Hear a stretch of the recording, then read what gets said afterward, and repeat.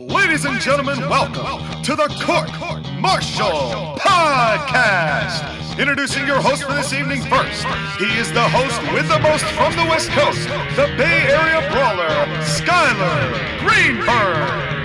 And his partner, he has colonized, energized, and revolutionized the podcasting wrestling world today. Your Colonial champion, Shawn.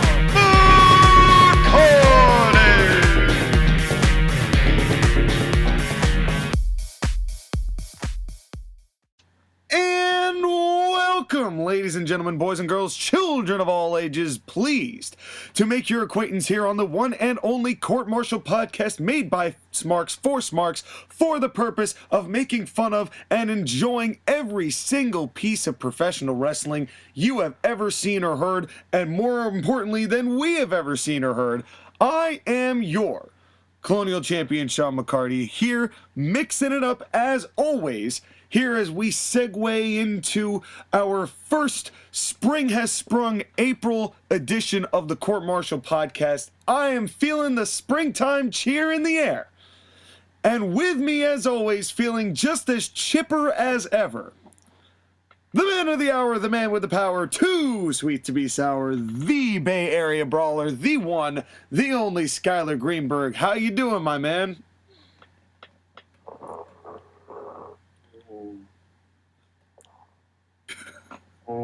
Hey, give me 5 more minutes. I want to go back to sleep. Hey, get out here. It's time for a show, sir. No sleep for you. Why you gotta wake me up? Oh, hey, well, in like 30 seconds, there should be somebody knocking at your door with an iced coffee. Not to give you, but to throw on you to make sure you are awake. Fine, whatever. I'll just drink the coffee down, just throw it into my mouth. Okay, well, you're going to have to discuss that between you and the guy that I had send it to you. I don't know what his deal is going to be. All I said is give him a nice coffee, throw it at him. So you're going to have to stop him before he actually hucks it at you. Just knowing you probably said Joshua, you're just going to pour it down my pants, isn't he? No, because if I had Joshua do it, I would have left Joshua to his own devices as to what even he did with the iced coffee with you, because Lord knows what his imagination would have spurned. But this is not about our sister channel, TAW Gaming, which you should all subscribe to. This is about the Court-Martail podcast, and we have got some fun things to talk about today. And you were giving me a little teaser before, but now the time has come.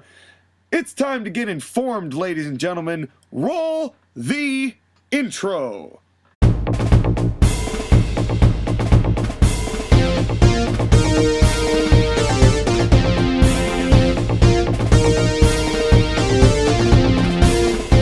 Coming straight to you from the Golden Gate Garage, this is the Wrestle News with Skyler Green.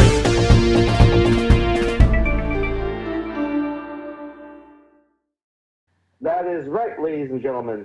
We have the news of the week with the Bay Area Brawler, Skyler Greenberg, at your service. And boy, oh boy, do we have some things we need to talk about. Let's hear it. So let's go to AEW first. Okay. So, the main event of AEW's March 24th episode of Dynamite, which was aired via tape delay, was between Darby Allin and John Silver for the TNT Championship. Yes. Now, there was a spot in the match where John Silver jumped off the ring apron to attack Darby Allin, who was on the outside, but he ended up hitting the guardrail and separating his shoulder. Thankfully, he didn't separate his shoulder too badly. He's only going to be out for maybe 4 to 6 weeks, no surgery. Well, that's good news, because it looked nasty. It looked like he could have really had an issue there, kind of like the Karrion Kross deal, but thankfully it was not as major as initially supposed. But on the other hand, once again, another injury in AEW. Well, what do you expect from the style of wrestling that they put out? It's all moves all the time, all coordinated, all high risk, all high spots, every single spot, known to man. I'm not surprised that people are getting hurt, especially because of not only just the style, but because these guys don't know how to do anything else other than to do the high gymnastics format. It's one of those things that I'm concerned about watching AEW. Yeah. Because when I'm watching AEW, it feels like anyone could get hurt because of how sloppy some of the spots get. Yeah. And you just never know when that one bad timing is going to lead to something far more serious. But that's kind of the problem of letting everyone do every move they know how to do and then trying to take as many risks as possible in order to get a pop. Because if you try to get over with your moves, once you use a move, it has a limited shelf life. So you got to go bigger and bigger and bigger, and it's just leads to a lot of problems. Yeah, and as evidenced by the Young Bucks matches now, which is pretty much let's do every single move ever invented by anyone ever, and let's hope that anyone can follow us. And guess what, folks? The answer is no, they cannot. Not without the moves having a significant decrease in market value. Exactly. So I'm glad John Silver is not too injured by this, and it doesn't sound like he got out of it too badly. I mean, he had a decent match with Darby Allin. I like John Silver. He's an interesting wrestler. I think he's one of the ones that has potential with AEW. It's just they booked the Dark Order so badly, and now it's just kind of campy, babyface kind of stuff, and it's just it feels hokey in a way that's not cool. And I don't know. No, I totally agree. The fact, I don't even know, we've had several discussions on what the Dark Order was and is, which the jury is still kind of out on, but here we are a year and a half into it. If anyone knows what the Dark Order is supposed to be, please let us know. Yeah, by all means, please inform us in the comments down below what it is we're supposed to get about the Dark Order.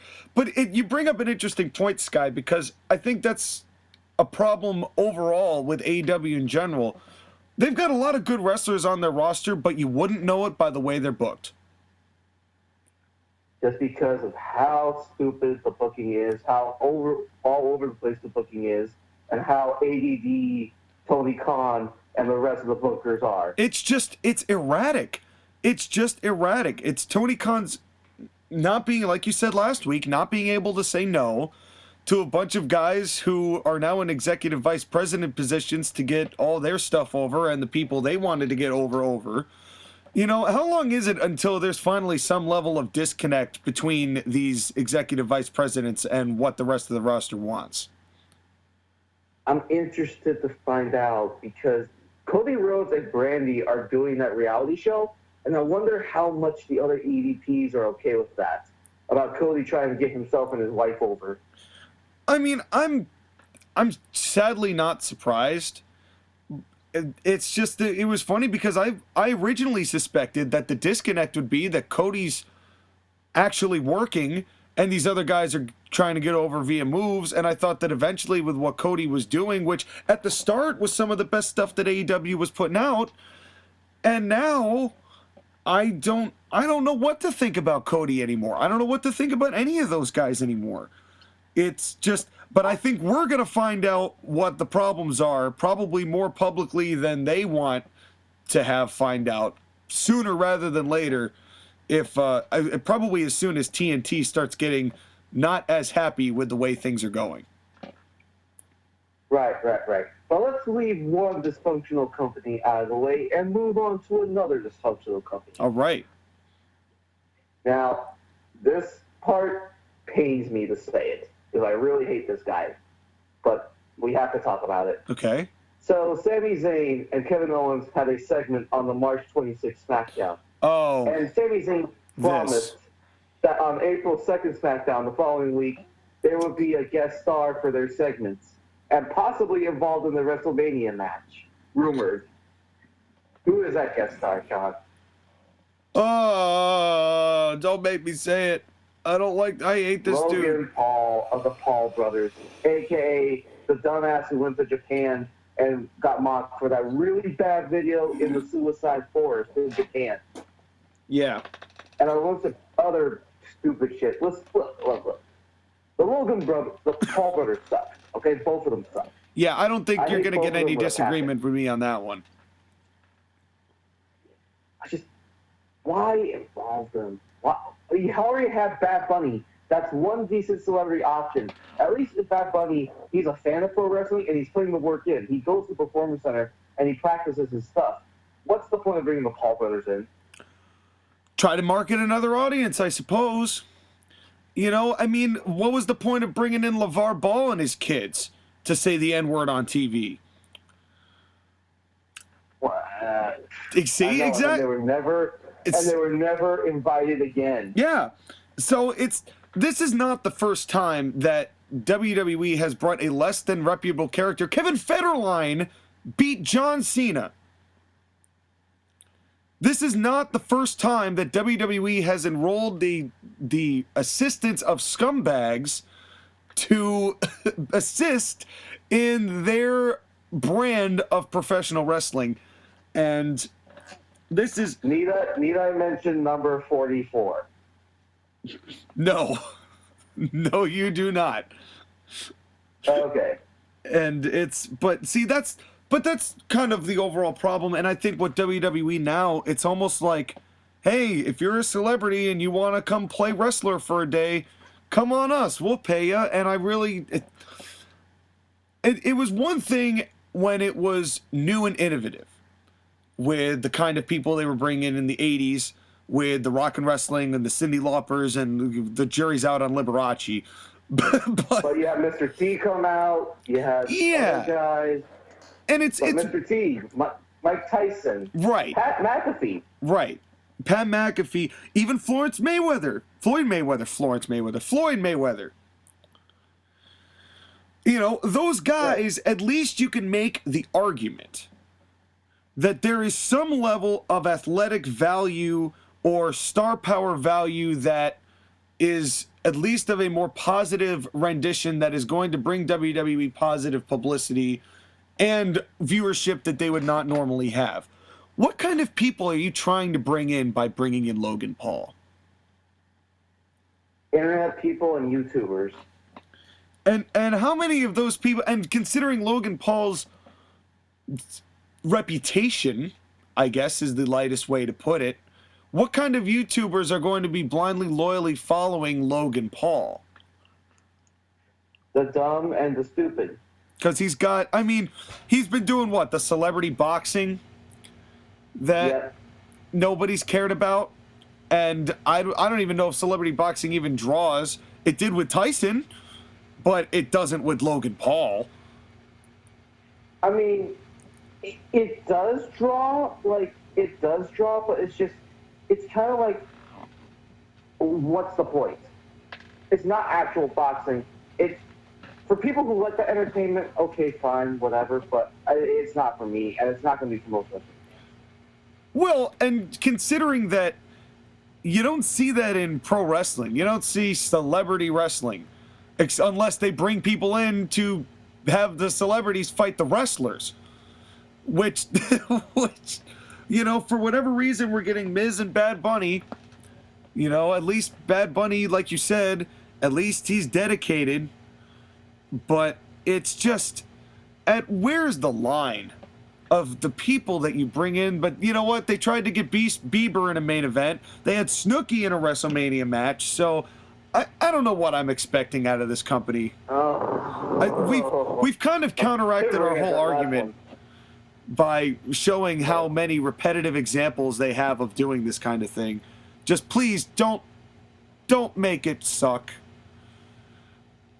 It's going to suck. I know. Can Logan Paul just get out of WrestleMania and he'll get that fight against Floyd Mayweather Jr. Get your lights knocked out? Oh God.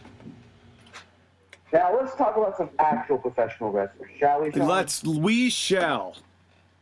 Now, do you want the Andrade news or the Charlotte news?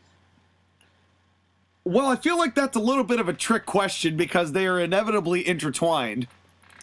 Exactly. So let me give you the Andrade news first because they're both connected in a way. So Andrade, in his first appearance outside the company, gave an interview to Lucha Libre Online to Hugo Savinovich. I don't know how to say it. Former commentator. Right. Anyways, so he gave his interview to Hugo about his time in WWE, and a couple of major events were pointed to. So the first thing that I want to talk about is about the trip to Saudi Arabia. Oh boy. Okay, now this gets juicy. So let me read you his statement, okay? Yep. I think it was like 2 days, and they didn't let us leave. We went into the plane, boarded, told us there was something wrong with the plane. They made up millions of stories. They told us a lot of different things. I think we went up the plane 2 times. We were already eating. Some were sleeping, and they made us get off of the plane. Cain Velasquez was there. Rey Mysterio, too. Guys with names. These were guys with their own planes. Some had to stay behind. They brought a plane trying to bring the SmackDown guys over because there was a show. They made up a lot of things. They treated us like kings at first, but once we were done, we were stuck in this small airport. You could see some guys on the floor falling asleep after waiting all day at the airport. I don't know what the real story is, but they did not let us leave the country. The following week, we had a meeting with Vince. I spoke with those in the office, and I said I didn't want to return. The money may have been good, but I didn't want to go back to Saudi Arabia. They told us to talk with Vince and that it wasn't much of an issue and that it wasn't happening again. Speak with whoever you want to, but I wasn't going back. You couldn't imagine seeing these superstars on the floor like that, sharing protein bars because there wasn't enough to eat. We spent 2 days there and we're not allowed to go home. I don't know what ever really happened. There was a meeting that day, but I didn't go because I knew I would make something up. I remember that time vividly because my mom passed away while I was in Saudi Arabia. Oh. It was hell overall. Oh, no. God, that, you know, the whole first part of that, it's like, okay, I didn't know what's going on. I could understand being pissed and being tired, but then to lose your mom while you're there. Ooh. And not even knowing if you were going to be alive, because if we remember that plane, they was surrounded by the Saudi Arabian army. They had guns drawn on that plane, at least allegedly. It's just... Yeah, we never really got to the bottom of what that issue was. It was some discussion over a missed payment, maybe, but I don't remember exactly what all the details were. I know, it's just weird, and it definitely led to one of the most controversial parts of the Saudi Arabian deal, and one of the reasons why a lot of fans are turned off by modern WWE, willing to work with the Saudi Arabian government for the known acts that they have been alleged to do, and then the treatment of the wrestlers going from kings to basically sharing protein bars in a small airport with guns drawn. Have they done a Saudi show since? They haven't. Now, partially part of that is because of COVID. Right. I don't know if they're going to go back, though, but they're only like year 3 or 4 into a 10-year deal with Saudi Arabia.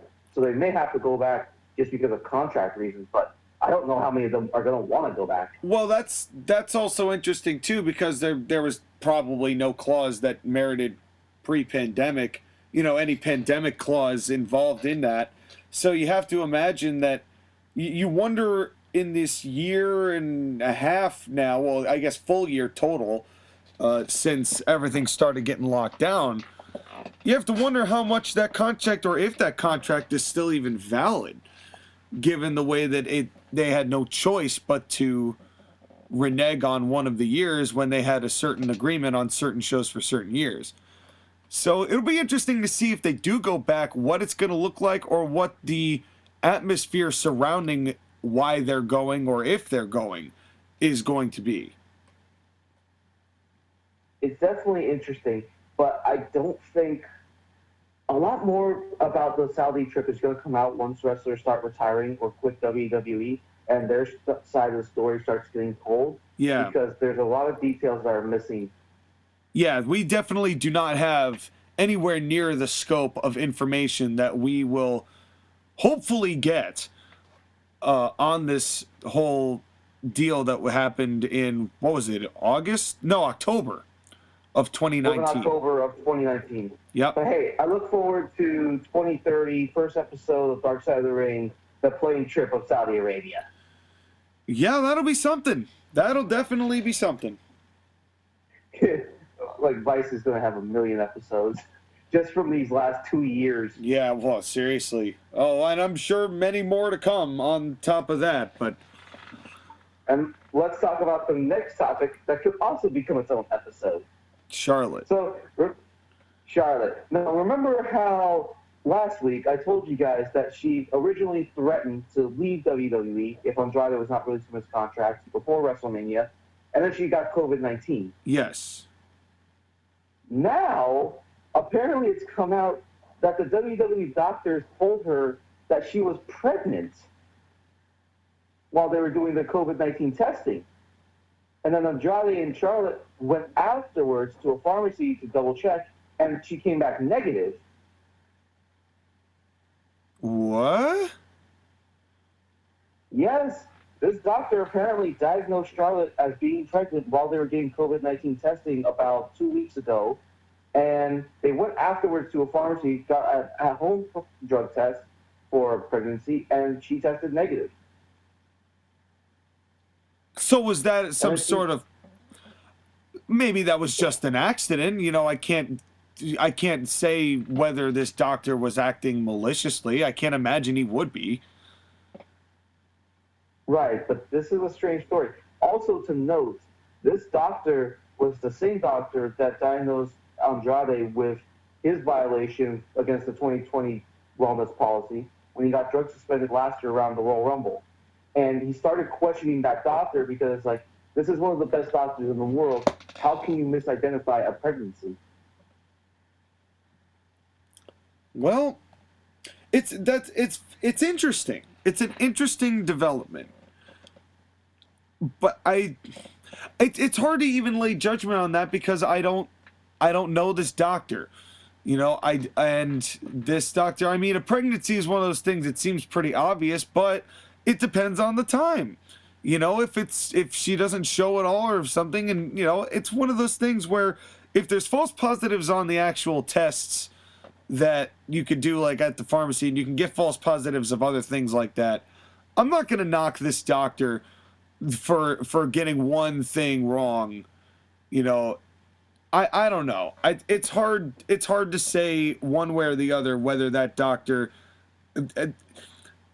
I'll say was a pickup that I got from Ben Shapiro, which is stupidity until proven malice. Yeah, that is what it feels like. But it's just kind of, it's another twist in the story with Charlotte, which again is another thing that I feel like once she retires or leaves WWE and we get more information about this period of time, it's going to be very interesting what her feelings are. We know about Andrade and his feelings about WWE and his treatment, but I'm curious about what Charlotte thinks. Well, Charlotte's got a really unique perspective because she's not only been, as far as television is concerned, she has been in a very prominent position pretty much from the outset of her career, all the way through NXT, all the way through her main roster. She's got 10 world titles to her name.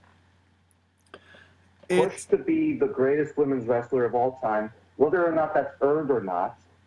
Well, and I think you could make the argument for both. And Charlotte now is in such a unique position because this is the first time in a while you've seen someone outwardly politic in pro wrestling and actually have someone have the kind of stroke to make a difference. And that comes as something very interesting. And like we said before, I hope that's a sign to the rest of the roster to get some balls because Charlotte's got more balls than the rest of you. But the only thing is that was she able to do that because she had the balls or because she was a Flair? Can it not be both? It could be because both. Rick was also on her side telling her to tell McMahon no. But again, a part of that is that did Vince McMahon listen to her because she has the balls to do it or because she's a Flair and she has an actual star power? I think it's a little bit of both, but there's the argument to be made that even if she did have the balls, Vince could not listen to her and decide, no, we're going to keep Andrade around even though he's unhappy. But because of who she is, that I feel like played a role. Well, but that's the thing. I feel like in some respect, well, then again, I guess I can't say that now because I don't know what's going on in 75-year-old Vince McMahon's head as opposed to a Vince McMahon that I would expect. What I've noticed about Vince and all the stories that we've been told is that Vince likes when people stand up to him, Like Kofi going up when the story of Kofi had to stand up to Vince, and then all of a sudden he was more respected. And, you know, all of these different... Vince is a weird way of that machismo turning into respect. And I think that Charlotte, in a way, had it been somebody else, had it been, let's say, for all intents and purposes, that Seth Rollins wanted to leave and they were like, no. If Becky Lynch went up there and said, as she was not while she was pregnant, but as she was champion, or while she was getting her run, I'm not coming back unless you let him go, I think Vince would do it still. Right, but again, we're talking about Becky Lynch and Charlotte Flair, two of the biggest women that they have. Let's go down the card and, I don't know, like, let's say Lana and Rusev, if they were both still working for the company. I guarantee you neither of them said anything to Vince's face. Honestly, that I think is the problem. The fact that Charlotte went up and said, no, fuck you, Vince, let him go or I walk, that's the kind of shit that people need to start doing with Vince McMahon. Right. And it's one of those things where it's weird, it's stupid, but it's Vince. Yeah, exactly. That is the way that it goes with Vince sometimes. And it's interesting too, you know, we've got so many things with Charlotte, and obviously we're going to hear more about Charlotte in the coming weeks, I'm sure. Probably in the coming days, that news is going to keep developing. Like, I didn't get the chance to read it, but I saw something else that she had a lot of heat in the locker room with the women, you know, without all of this going down. So, who knows? We're going to find out a lot more, so stay tuned, folks. I'm sure that our wrestling news is going to be full of Charlotte discussions going forward. Yes, it will. Yes, it will. And I want to end the news of the week on a happy note. On March 27th, Tracy James, the wife of Brian James, a.k.a. Road Dogg, announced that he had possible heart attack on the 28th and was taken to a local hospital in Florida. The news today is that Brian James' medical test came back negative for a heart attack. He's all good, and he was discharged from the hospital. Excellent. It's good to have him back. I don't like how much Road Dogg has been brown-nosing WWE in the past. I feel like he really went from like the rest of D-Generation X, save for Billy Gunn, went from anti-authority to The Office, which turned him into a bit of an office stooge, and I don't really care for some of this stuff that he said in defense, but this man's health, I mean, for God's sakes, thank God.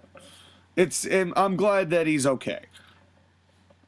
It's a good thing we did not have to do another in memoriam episode. Yeah, especially for a guy who's that young. He's what, 50? 56. Yeah. Oh, 56. Wow, he's actually older than I thought he was. But still. Hold on. Actually, hold on. Let me double check this real quick. But this is one of those things that's kind of scary because apparently it does run in the family. So it's one of those things where you got to keep your health up in that time. He's 51. My apologies. 51. Okay. Which is even scarier because he's 51. He shouldn't be having heart attacks like that. Well, sort of issues with his heart. That's wrestling. That's a lot. Till you take a bunch of bumps, you know. I think back to the Ziggler's elbows. You take enough bumps, it's not even just that it's genetic. A lot of it's the occupation. It's not acknowledged enough. Did you actually know that he takes medication for high blood pressure? I bet he does. Yeah, that's one of those things. It's partially genetic, it's partially wrestling. But the ROADBOG is good to go. That's good to hear. And it's honestly great to hear. And honestly, Road Dogg is a perfect way to transition into our topic this week. Because I wanted to discuss, and the New Age Outlaws are an interesting case, and we'll talk about them first and then go to the more obvious ones. I want to talk about something that everyone would call it like this, but I have coined the phrase the Jannetty Effect. So, for those of you who don't know what that means, or don't get the gist of what that means, Shawn Michaels and Marty Jannetty were a tag team in the late 80s and early 90s, and actually even in the mid 80s, called the Rockers. And in 1992, Shawn Michaels super kicked Marty Jannetty and threw him into the barbershop window. Or he escaped, or he's trying to run away from Shawn Michaels, depending on your school of thought. And as a result, Shawn Michaels was catapulted into superstardom, whereas Marty Jannetty got one angle with Shawn Michaels and then faded into obscurity and then started making up stories to remain relevant. So, we wanted to look back at some of those tag team partners in history who were the Marty Jannettys of their tag teams, the less successful tag partners. And let's start with the New Age Outlaws, because this is an interesting case where it almost feels like both men were Marty Jannetty. Well, okay, let's talk about the Jannetty Effect for a second. This feels like a WWE specific thing that became prevalent throughout professional wrestling, but it started in WWE, where Vince McMahon would split up a tag team and push one wrestler and then not push the other wrestler. Yes. Because, now, sometimes it was kind of obvious because one wrestler was the much more superior member of the team because of charisma, in-ring talent, star ability, so on and so forth. With the New Age Outlaws, they felt like they were better together than they were separate because badass Billy Gunn had the wrestling, but he could not cut a promo worth of shit. Not a coherent one.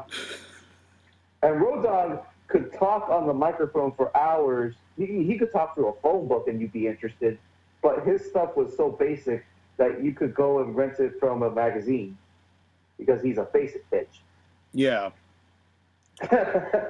It was, but it's so true. And he's kind of, you think about tag teams like that were better on and off, because those were the other kinds of tag teams, the ones where neither were as good as the sum of their parts.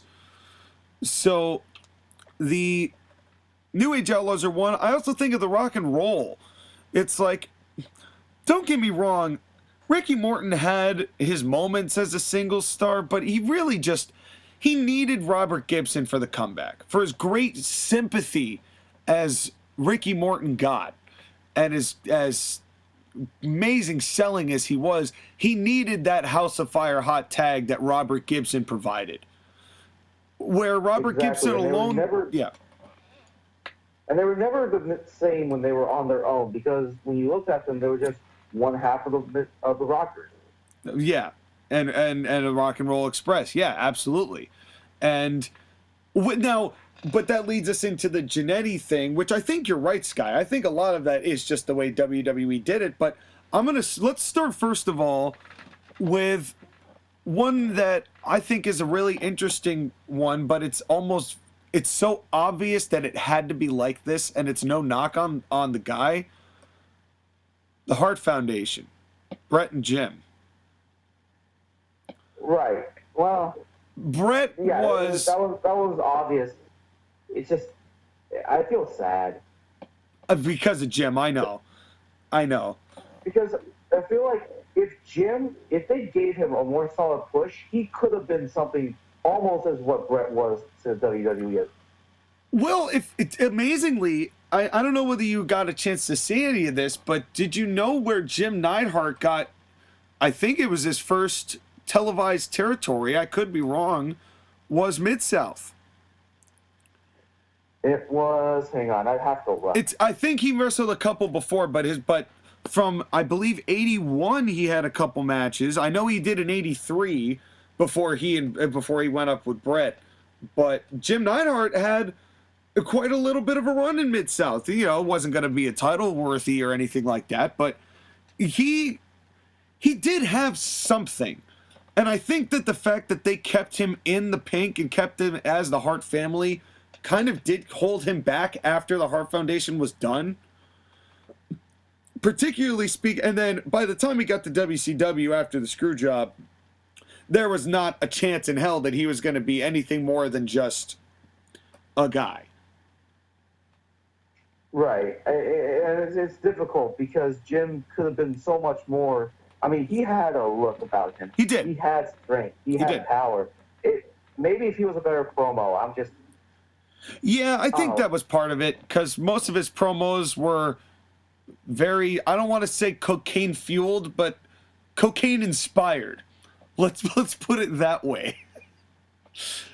And but part of it was just that Vince McMahon saw something in Brett, which he should have seen because Brett was one of the greatest wrestlers ever. Yes. But Vince McMahon saw something in Brett and pushed him, and it's part of Vince McMahon's idea that, hey, the single star is the most important thing, and tag teams are nice as complementary pieces to my company, but all I really care about is the world title and the singles wrestlers team. Yeah. And in all fairness to Vince, it's not that he didn't see anything in Jim, because you notice that then Jim was quickly put in with Owen, and then Jim and Owen had the tag team championships, and then where Jim was a very big factor in the Brett and Owen feud in '94. When they started having their deal go on, and Jim was an instrumental part kind of in the fixings of that. There was a decent tag team match. I think we might have seen it on the Court-Martail podcast, if I'm not mistaken, which was a tag match. I think it was Brett and I want to say it was, I forget Brett and I forget who against Owen and Neidhart. And it was another member of that group, and I'm forgetting who it was now. Was it Kerry? Might have been Kerry Von Erich. I can't remember. But in any event, these tag teams, it's not that Jim was not good.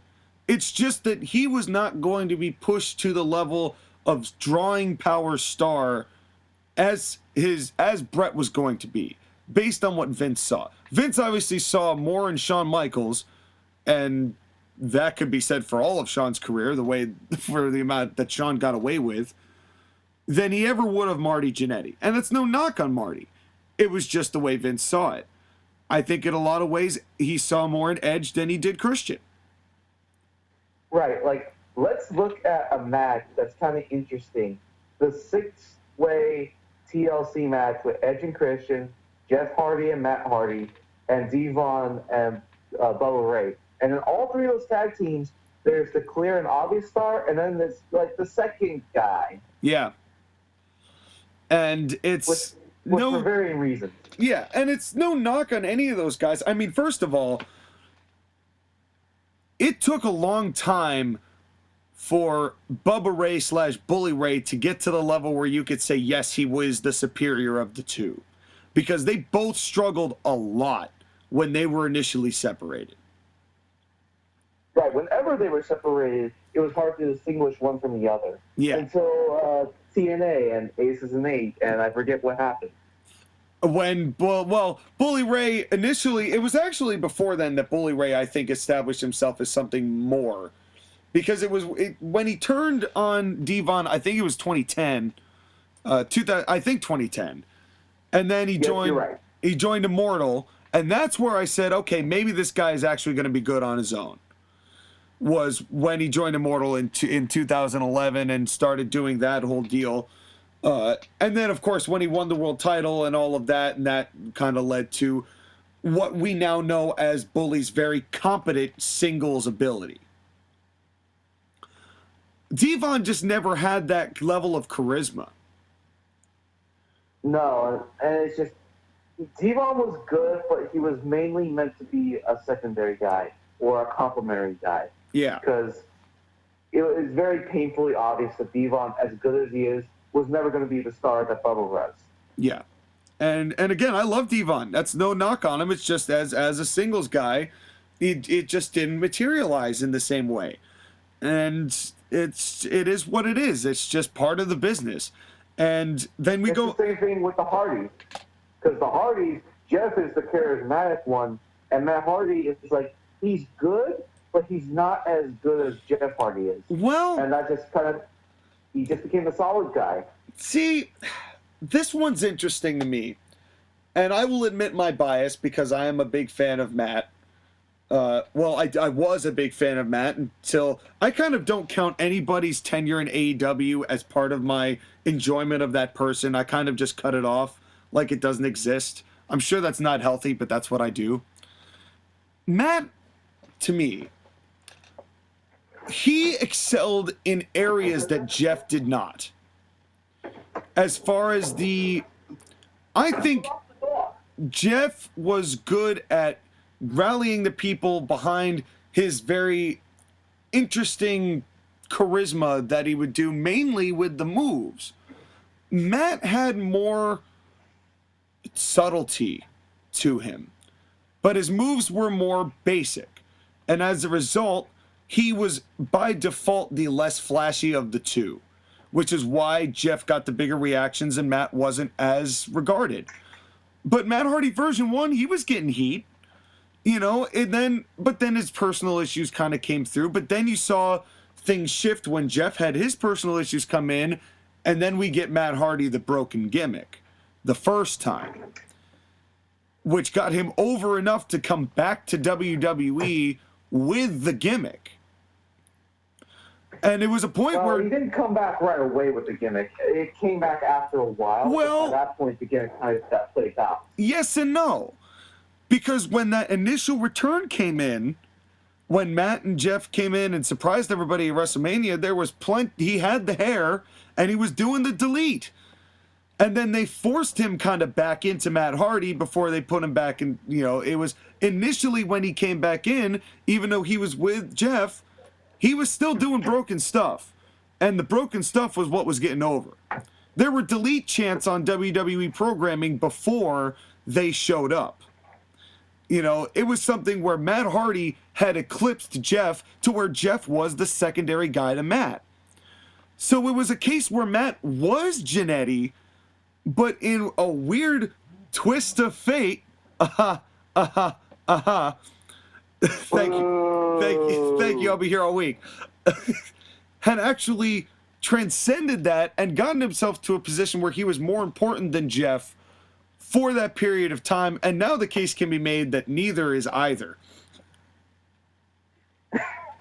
How can you go from being Shawn Michaels to Jannetty, or from Jannetty to Shawn Michaels, and then be, I don't know, 1, 2, 3 kids? They're just around.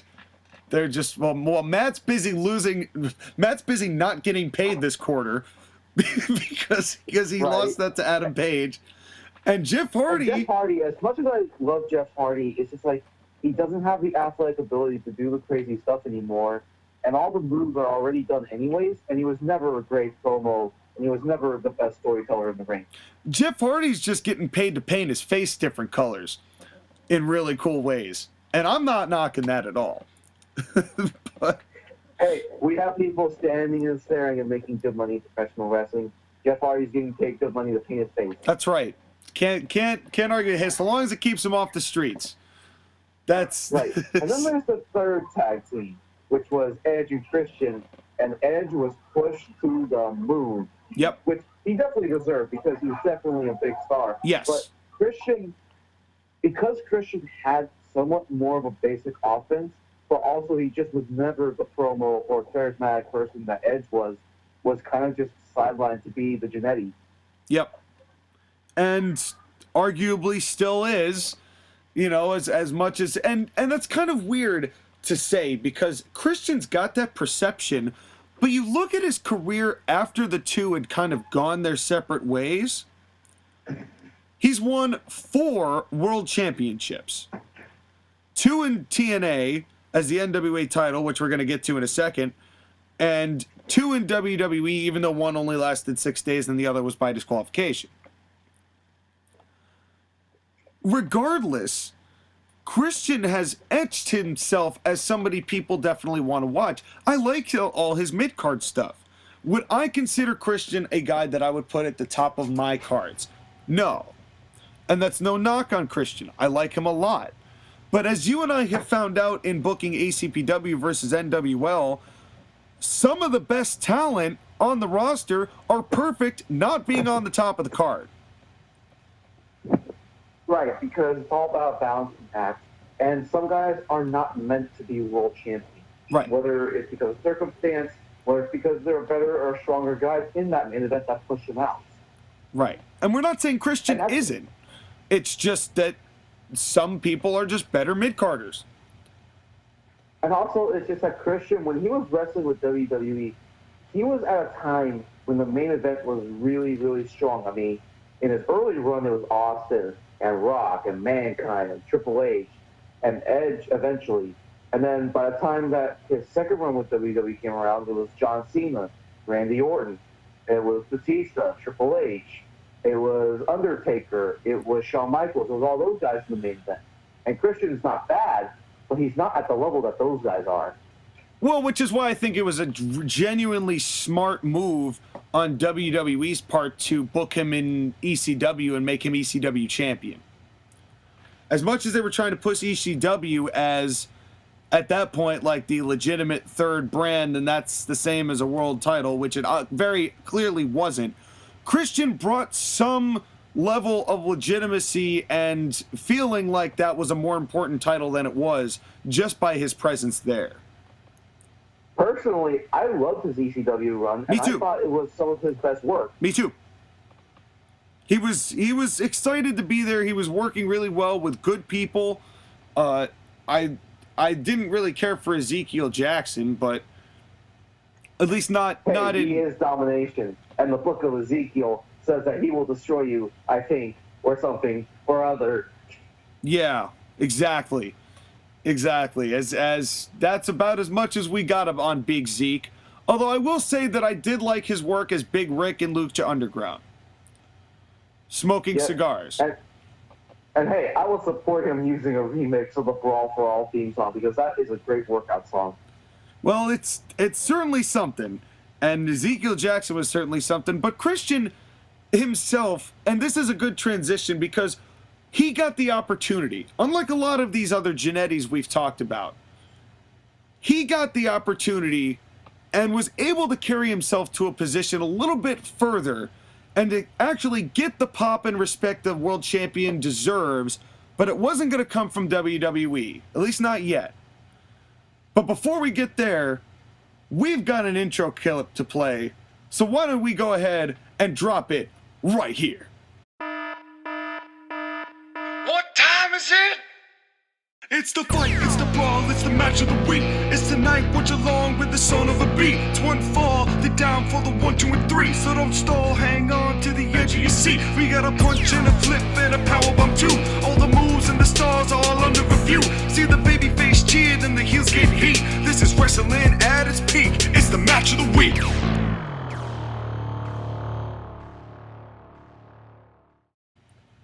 That's right, folks. Match of the week time. It is Against All Odds 2006.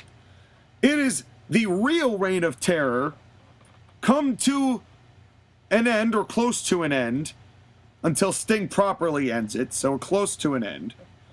It is Christian Cage going up against everybody's favorite guitar wielding champion of the early 2000s, Jeff Jarrett. Whoa. What did you think about this match, Sky, as a whole? TNA overbooking at its finest. Yep. That's about right. Now, I don't think this was overbooked a lot. Who was the booker at this time? I want to say that Vince wasn't there yet, as far as Russo's concerned, but I don't want to say that he's not, because I think he might have actually been still kind of involved. It wasn't all his. Obviously, everything wasn't his. But I can't give you an informed answer on who was solely had the book. Let's see here. Let me look this up. Go ahead and talk a little bit. All right, while he's looking up the booker in 2006 TNA, we start with JB in the ring doing in-ring intros, and for some reason, when Jeremy Borash does in-ring intros, I don't get filled with hatred. Because he does them like it's an actual sport. Yes, and it's not just... it's hammed up, but it's not cheesily hammed up. He's still being JB. He's not trying to be an in-ring announcer. I think that's part of it. He's not forcing it the way that the guys do now. And so and then as right before this match started, they did a camera cut, and like 3 rows in the back, there was this dude in a massive pimp outfit. So I just want to let that guy in TNA in 2006 know who came into the show wearing a pimp outfit. I saw you. You keep pimping, because pimping ain't easy. Are you sure it wasn't Father James Mitchell? I am positive it was Father James Mitchell, and I had to do a double take, but it was a white guy, so it could not have been the Godfather. Aww. So. Because honestly, I'm still looking for Father James Mitchell banging purple-ass suit. Yeah, that's it. I mean, he does have some great apparel, but James Mitchell will have to be a TNA match for another time, as it already was, and will be again, I'm sure. Yes, because how can you not talk about him? And Vince Russo was hired in August, and this match happened in February. So I'm not sure who the booker is. Okay, so you know what? The international booker of mystery for TNA. It might have honestly been Jarrett. It might have been Jeff. Yeah, I think. Yeah, because this definitely felt like Jarrett structured the match. This was a Jeff Jarrett kind of match. This definitely, I mean, this definitely was one of Jarrett's goals. And I mentioned at the first, the real reign of terror. Jeff Jarrett had just one match. He was Iron Man.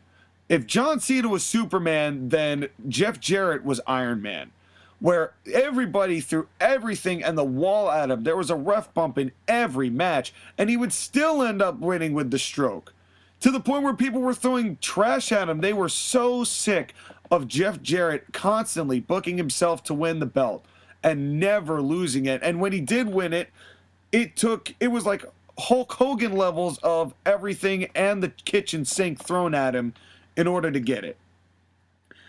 It was a rough time. And then you could argue that whether or not he actually drew a dime or not. Which, I mean, in argument, to make the case for Jarrett, because I've always been a fan of Jeff Jarrett's. Everybody says he didn't draw a dime, but Jeff Jarrett did gain was a part of why TNA was building an audience to begin with. I'm not saying he's the only reason, but him at the top being an utter punce is part of why TNA got its footing, on top of having a solid X division and other things that were enhancing the talent. True, and it's one of those things where you have to look at TNA as being Jeff Jarrett's baby, and he was going to do everything in his power to make sure that baby drew money, and he was going to do it by wrestling himself. And personally, and I want to another day, I thought about doing it today, but on another day, Sky, I would very much like to do a topic on this show about wrestlers who were also the bookers and wrestling on the show. But the reason I didn't do it today, yeah. I want to do more research on it, because there's a lot more instances of it than I am probably aware of. And there's a lot of interesting ones. Like there's the obvious ones like Dusty Rhodes and also Jerry the King Lawler. And Vern. And Vern. And then also, I think the Sheik did it too, yep, right? Sheik. There were a lot of them. Sheik Brody wrestled all the time. I mean, there's another one where we could really go into a deep dive on the territories and talk about the bookers / promoters who also worked, and basically the entire show was structured around them. Exactly. I mean, we can also look at the 5 EVPs of AEW. Oh wait, I don't want to do that. Yeah, no, we're doing that enough as it is. But back to version 1 of AEW, the one that actually was profitable in a bringing fans into the seats way. This match, I wish if more matches looked like this nowadays, I would be a much happier wrestling fan. Yeah, because it wasn't a match with a lot of high-flying moves. This was a match that was all about storytelling, and psychology, and a little bit more storytelling. And I thought Christian looked great in here. You know, both Christian and Jarrett actually brought a lot out of each other in this match. They both looked much better than they did against several other opponents that they've had. They had a natural chemistry. A lot of chemistry there. Yeah. A lot of chemistry between these guys. And also, an unsung hero of this match, Gail Kim. Yes, who is really the unsung hero of TNA in general. But just based on her just defiance from WWE and all the issues she had, really making the Knockouts a division that you could feel was respected for a time, was a great worker, really gave passion to her wrestling, was great here as well. I liked the springboard fake out that Cage did to Jarrett that turned into the sunset flip. That was a nice little touch. What was noticeable was that you didn't see a whole lot of Christian's like signature moves. Like you didn't see the front face lock and the fallout slam and all of that. You didn't really see that. Right, you didn't see the throw into the rope and then jump over the rope and then go to the floor and then throw a punch. Although Jarrett did that to mock Christian. Yeah, which also was probably the weakest punch that Jarrett threw the entire match. I always have liked the way that Jarrett throws punches, both overhand and body punches. And I think that one was deliberate because it showed that Jarrett can't do the move as good as Christian does it. Well, and of course, Jarrett made up for it by distracting Earl Hebner enough for Gale to hit a head scissors. Right, which that was a beautiful head scissors, and Marco Stunt, take notes. Yeah, no, Marco Stunt, get the hell out of my business is more what I would say, but but let's not talk about Marco Stunt. They sold Earl Hebner as the referee that laid down the law, and he did. And dear God, can we get some referees like this? Again, part of the wrestlers don't have balls, or the referees don't have balls either. Because no one was hands-on like the way Earl Hebner was in this match. No, and the fact that they sold it like that and they made Earl Hebner feel important, I thought was actually a really good touch to this, until they did what was, even in 2006, already horrifically overdone, the screw job spot.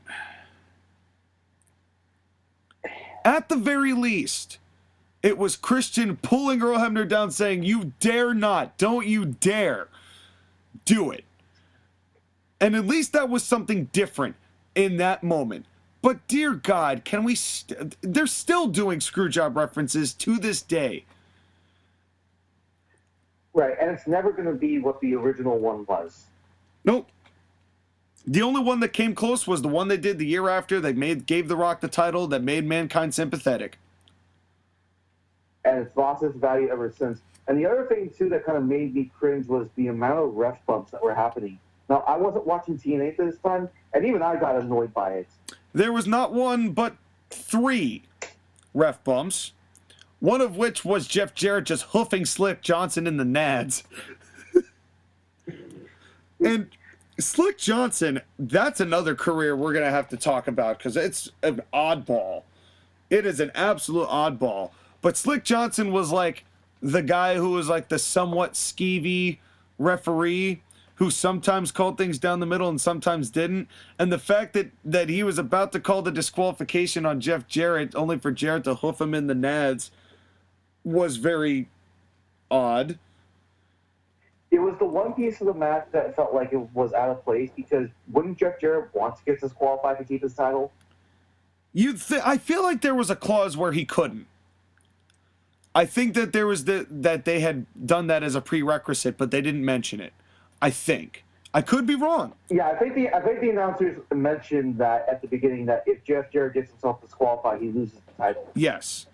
And that's... The announcing was also really good. I love Mike Tenay's stuff, especially when he was motivated. Tenay, I always thought that Tenay should have gotten more airtime in WCW because I always liked his input when he was doing matches in the cruiserweight division because he always had really... I mean, he got the name Professor for a reason.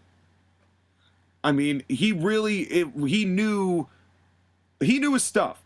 And Tenay, I always thought, was such a huge part of why TNA was good. And give credit to Don West for not being really that adept at the position to start, but really coming into his own as TNA was starting to get good. Right, and him and Tenay, they had chemistry. They did.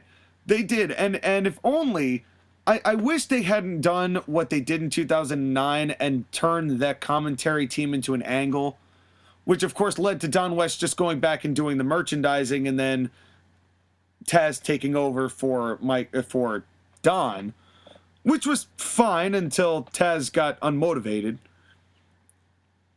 Yeah, as Taz is to do. But at the end of the day, I mean, there were great moves in this, but it was good storytelling. That back suplex sit-out bomb Jeff Jarrett did was impressive. Christian's... That was. Yep. Christian's punches are meh, I've noticed, but Christian, at this point, with this audience, was over enough to where they didn't care.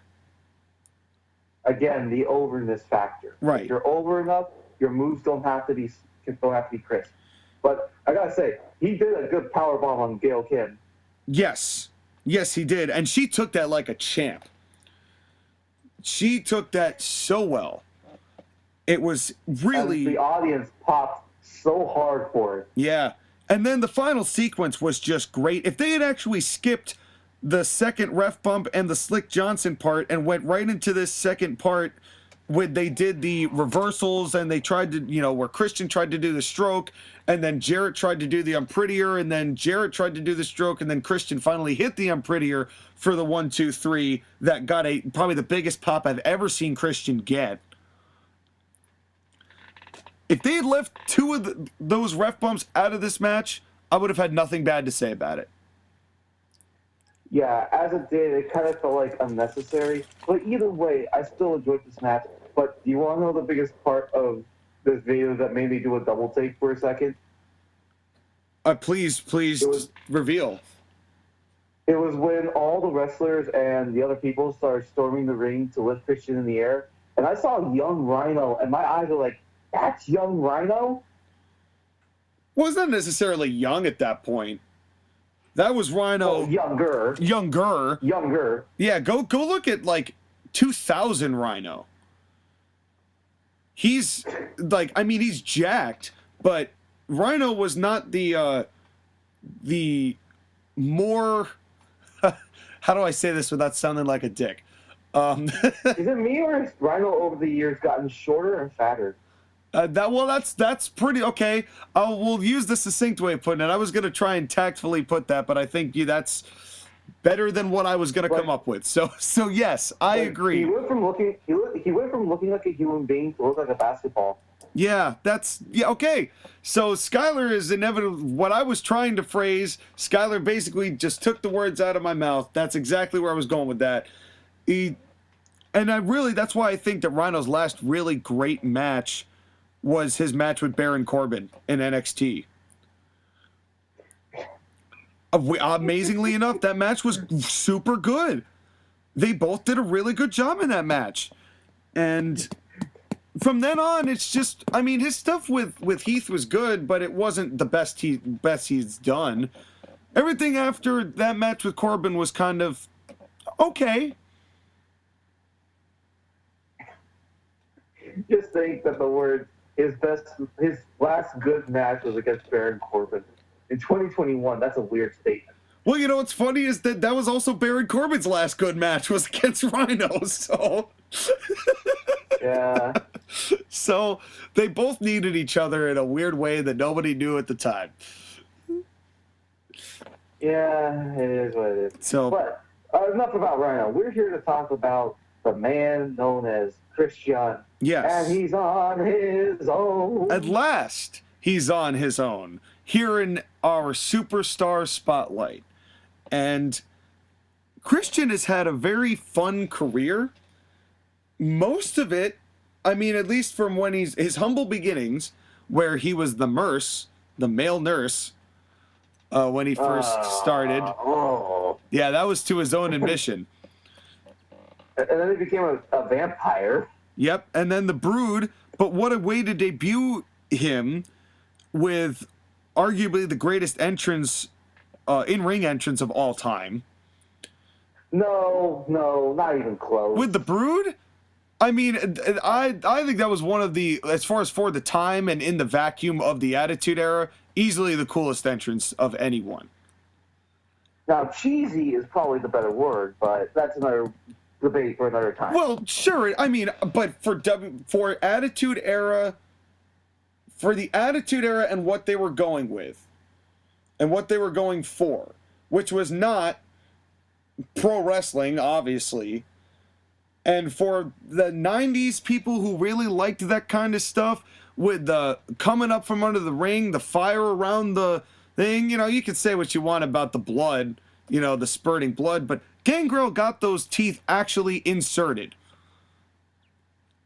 So I'm not going to knock anything about the Brood, because it worked, it got over, people liked it, and the entrance was cool enough where people popped when it happened. Okay, fair enough. And so I didn't mean to just shut you down on that, Sky, but I like the Brood. And this is an interesting thing. Christian made his debut in WWE as a heel, distracting Edge during a match against Owen Hart. Ironically enough, and then within, 3 weeks? They joined the Edge, and Gangrel had Edge join the Brood. Yep, because Christian was the first underling, and then Edge joined shortly thereafter. What I remember most from their time in the Brood was kicking out the cell top to make sure that the Undertaker could hang the Big Boss Man. Talk about moments in wrestling that are going to get censored by Peacock. Yeah, talk about you're never ever going to know what we're talking about once Peacock releases the network, because that ain't going to be up there, folks. So Christian kind of goes wandering around with the Brood, and then finally Edge and Christian kind of break off on their own because they start getting noticed as a team. Yep, and then they go on to become one of the greatest tag teams in the history of WWE. Yep. All in a day's work. But part of it was also because they just had so many good people to work with. And we mentioned it earlier, the TLC match with Jeff Hardy, Matt Hardy, and the Dudleys. Yes, and it also helps, too, that Edge and Christian grew up together. You know, that they were practically brothers and actually billed as such when they came out when they bust on the scene. And that alone, I think, also helped what they were trying to do as far as the gimmick they were getting over, as far as, like, basically just being two silly guys doing silly stuff and making fun of people, but having a great time doing it. And the people loved that. Is it me, or is the work that Christian and Edge do the predecessor to what the New Day does? I think you could make that argument. I think you very much could make that argument. It's an interesting comparison. You know, trade kazoos for a trombone, and you're kind of in the ballpark. The only difference is Christian and Edge never threw maple syrup at anyone. Yeah, no, Christian didn't see a prone Jinder Mahal after being eliminated from the Rumble and just start hucking a tray of pancakes at him. Exactly. What Christian did One thing I do want to mention is that he had a fun tag team with the Un-Americans and Team Canada with Lance Storm and Mike Absolutely. Christian knew how to get heat by being just an unlikable guy. Which is why the whole gimmick of Christian being on his own, which lasted for all of like 6 months, and that entire thing, his whole gimmick was that he A, threw temper tantrums, and B, could make somewhat of a funny face and something of a grimace that Vince McMahon wanted to put a blue dot over. Right. And I do want to mention, because this is one of the more interesting ones, the Battle of the Sexes. Yes. It's interesting because in a vacuum, it got over, but you know, it's one of those things that you look at and like some of those other ones and you wonder whether it tests well later. I don't think it was anything awful. It was definitely interesting. I would call it groundbreaking, but I don't know if it was good. It was there. Yeah. It was definitely there. But what it did lead to, as far as what Christian and Trish and Jericho were going to do in 2004, that was probably one of the most high-profile matches Christian, you know, save for the TLCs, but that was one of the most high-profile singles matches Christian would ever have at WrestleMania. Yeah, it was definitely one of those matches that was interesting. And also, Christian's work at this time was still really good, but was starting to get better. I remember, what was it? WrestleMania XX. His work in the first ever Money in the Bank match. Wait, was it? No, it was WrestleMania 21. 21. Goes Hollywood, baby. Right. Hollywood in the Money in the Bank match with the problem solver by his side. Yes. Tyson Tomko. Talk about someone who was useless. That's someone that we do a superstar spotlight on him, but we'd only need a halogen lamp to do it because his career was so short. And that's how memorable it was. But Christian's one of the only people who ever benefited from Tomko. Seriously. He was the only person. Both here and in TNA when they signed Tomko to help Christian just because of their history together. Yeah. Until AJ Styles took him. Right. At this point in 2005, Christian leaves WWE because he kind of was floating around after WrestleMania 21. And he joins TNA and arguably has the first of what would be his high peaks, winning the NWA World Championship, as we just saw. Yes, and that match led to some of the best stuff that he's ever done. I think in TNA, he was pretty much on fire in TNA. There was very little that Christian did, save for that one gif that we have of him slamming, I think, it's either him slamming Steiner or Steiner slamming him into the not into the turnbuckle, into the ring apron, and then you just see the hand slaps and he doesn't actually go down. Yeah, that would be Steiner. But, yes. I love Scott Steiner, but he's an uncoordinated man. I love Scott Steiner. That's the end of the sentence.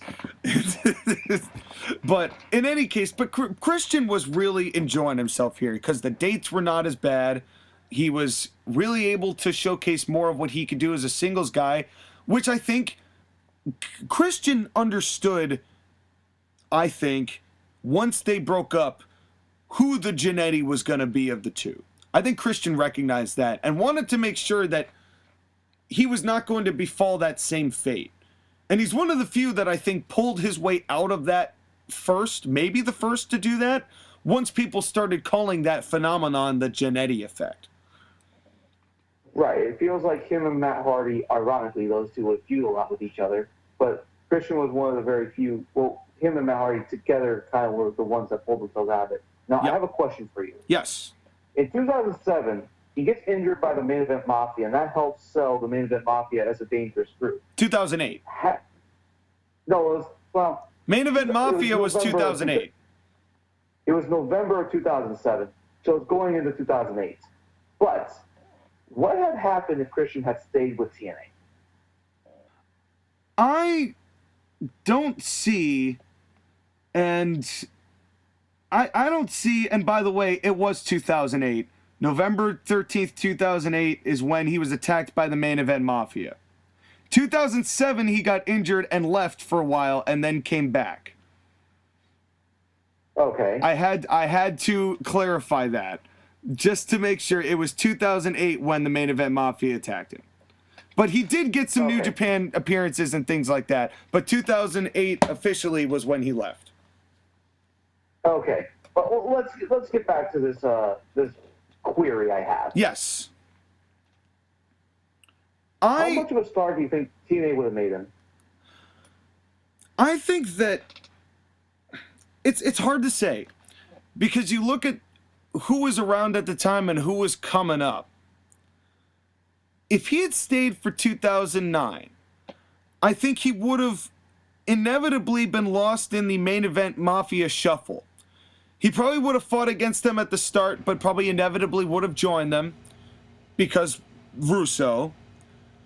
And it probably, the frontline group that was Samoa Joe until Samoa Joe joined.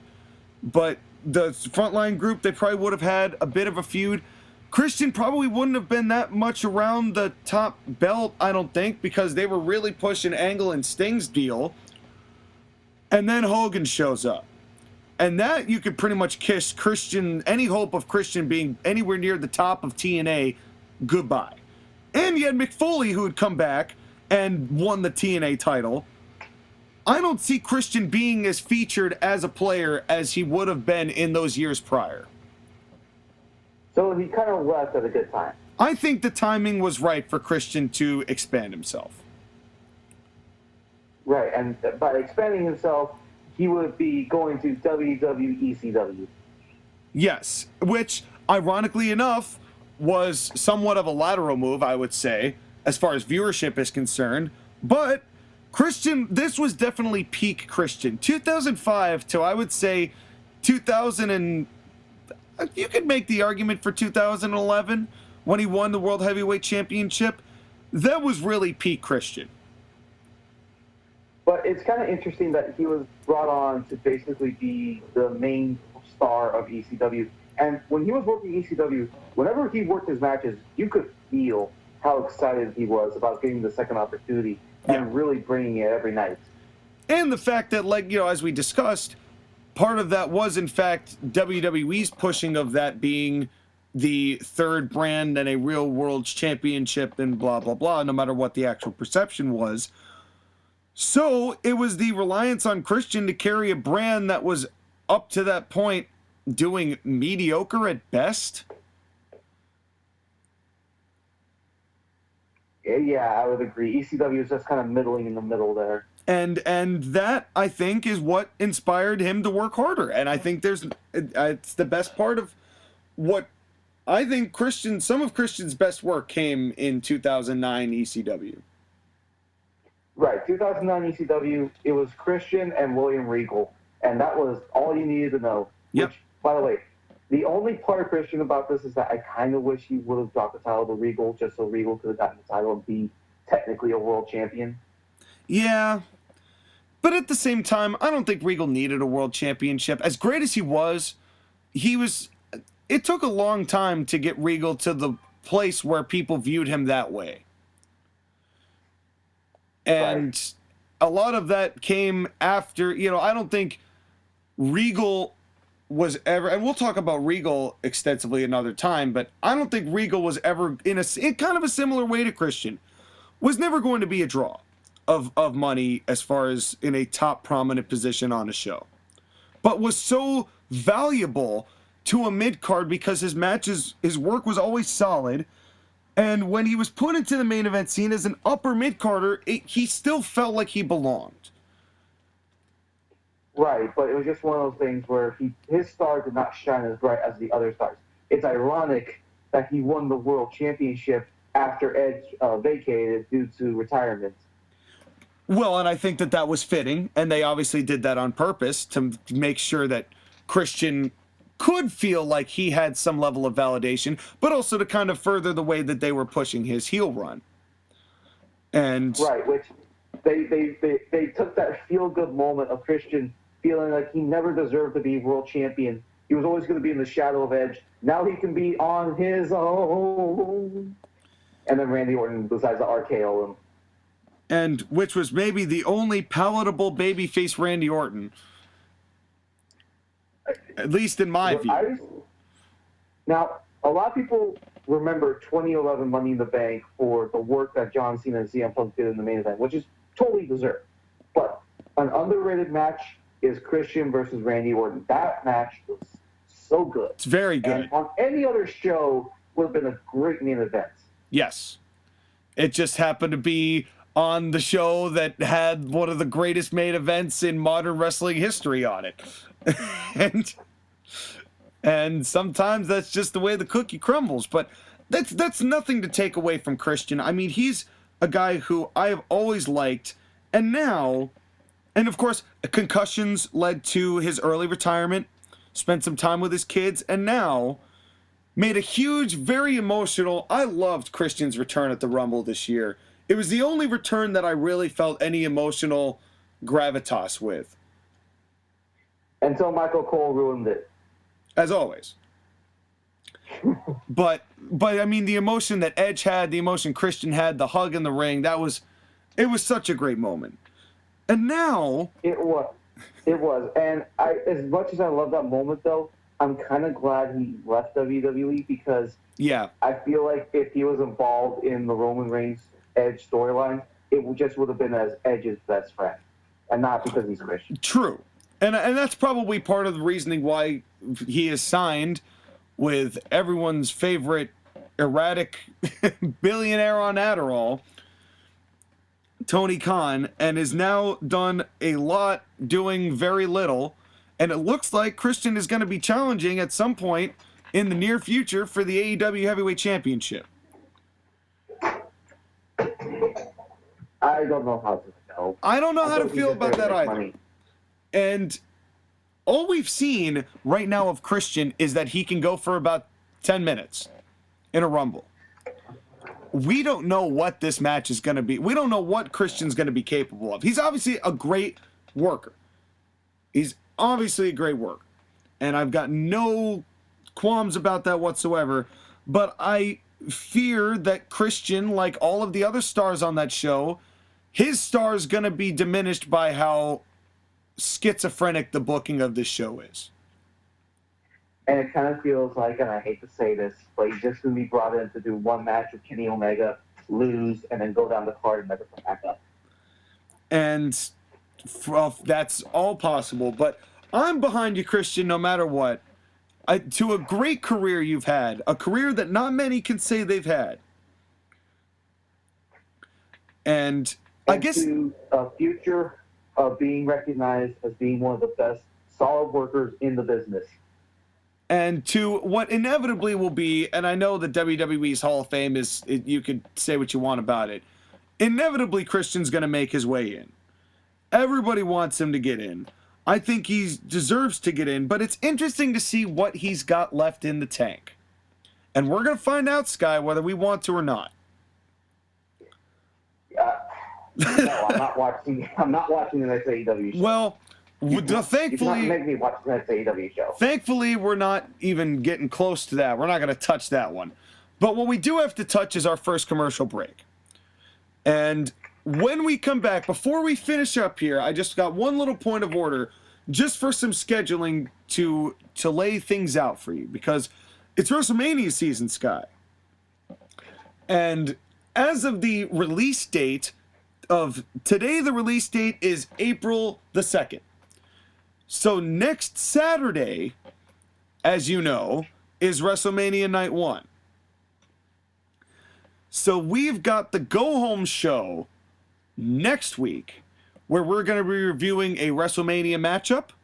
We're going to be talking a little bit about the show of shows. We'll have some WrestleMania-themed spotlights and things of those natures. It's going to be a very fun show. Then the week after that, what I want to do is, depending on how long it's going to talk, because it's going to be a really long show, we're either going to break up the WrestleMania review into one episode on the TAW podcast and one episode on this podcast. So, like, for example, night 1 will be on Josh Again's and night 2 will be here. Or we're going to do a simulcast where it's Josh Again and myself and Sky, if you can make it.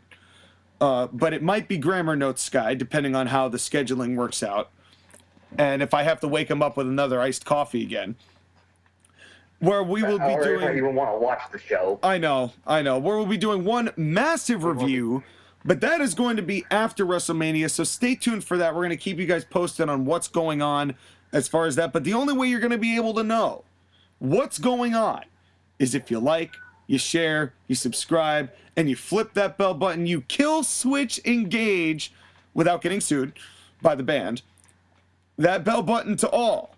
For all things Court-Martail podcast, Skyler, now we have to take our first commercial break. Now that I've gotten all of those points of order out of the way, thank you very much for being on the show. You can now return to your nap.